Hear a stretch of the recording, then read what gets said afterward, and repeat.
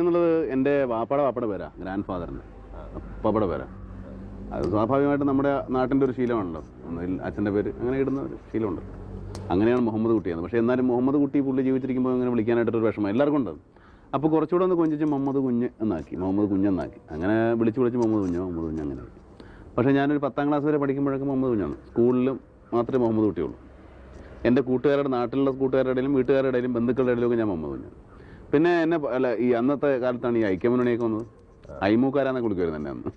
കുറച്ച് കുസൃതി ആയതുകൊണ്ട്, വികൃതിയും കുസൃതിയൊക്കെ ഉള്ള ആൾക്കാർ കുട്ടികളെ നമ്മൾ കുറച്ച് അങ്ങനെ ഒരു റെവല്യൂഷണറി എന്നൊക്കെ വിളിക്കുന്ന പോലെ എന്നെ അയിമൂക്കാരാന്ന് വിളിച്ചിട്ടുണ്ട്. എടാ അയിമു എന്നൊക്കെ വിളിക്കുന്നത്. അതൊക്കെ എനിക്ക് ചെറിയ ഓർമ്മയുള്ളൂ. വളരെ കുറച്ച് പ്രായമുള്ള അമ്മായിമാരൊക്കെ വിളിക്കുന്നത്. പിന്നെ ഈ മുഹമ്മദ് കുട്ടി എന്നുള്ള പേരിൻ്റെ ഒരു അസ്കിത ഉണ്ടല്ലോ, ഒരു വല്ലാത്ത പഴഞ്ഞം പേരാണ് എന്ന് തോന്നി എനിക്ക്.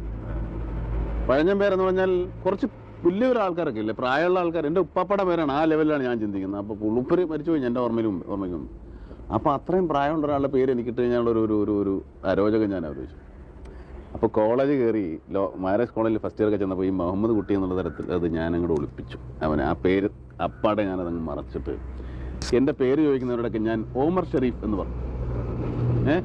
കുറച്ചുകൂടെ അങ്ങനെ. അപ്പോൾ നമ്മുടെ അന്നത്തെ കാലത്ത് ഈ ഐഡൻറ്റിറ്റി കാർഡ് ഉണ്ട് കോളേജിൽ, ഓർമ്മയില്ലേ?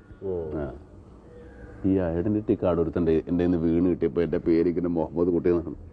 നിന്റെ പേര് മമ്മൂട്ടി എന്നാണ്. അങ്ങനെ എൻ്റെ പേര് മമ്മൂട്ടി ആയതാണ്. അതായത് ഒരു കള്ളത്തരം വെച്ച് ഞാൻ പിടിച്ചു. എന്നെ അവർ പിടിച്ചിട്ട് ശശിധരൻ എന്ന് പറഞ്ഞിട്ട് ഒരു ഫ്രണ്ടാണ്, അവനിപ്പോൾ എവിടെയാണാവോ. അപ്പോൾ അവൻ പാറ്റേൺ ടൂലാണ് പഠിക്കുന്നത്, ഞാൻ BA ഡിഗ്രി. അതിനുശേഷം ഞാൻ മമ്മൂട്ടിയായി. അത് ഈ മുഹമ്മദ് കുട്ടിയേക്കാളും അരോചകമാണ് അന്നത്തെ. കാരണം കളിയാക്കി വിളിച്ചൊരു പേരാണ് ഈ മമ്മൂട്ടി. ആ മമ്മൂട്ടി എന്ന് വിളിച്ചാണ്. പക്ഷെ ആ മമ്മൂട്ടിയാണ് പിന്നീട് ഈ മമ്മൂട്ടി ആയത്. പക്ഷെ സിനിമയിൽ വരുമ്പോൾ ഈ മമ്മൂട്ടി എന്നുള്ള ഈ പേരിന്റെ എനിക്ക് തോന്നിയത് ഡയറക്ടർ PG വിശ്വംഭരൻ തോന്നി. പുള്ളി പറഞ്ഞു, ഈ മമ്മൂട്ടി എന്ന് പറയുന്ന ഒരു പേര് ശരിയാണോ? അപ്പോൾ നമുക്ക് പേര് ഒരെണ്ണം നിർദ്ദേശിച്ചാൽ മതി, വേറെ പുതിയ പേരിടാമെന്ന് ചോദിച്ചു. അപ്പം പടത്തിന് നല്ല വേഷമാണ്, പേരിന് വേഷം പിടിച്ചാൽ ഈ വേഷം പോകുമോ? അത്ര വലിയൊരു പേഴ്സണാലിറ്റി, ഒരു വ്യക്തിത്വമൊന്നും ആയിട്ടില്ല നമുക്കൊന്നും. ഒന്നും മിണ്ടിയില്ല ഞാൻ.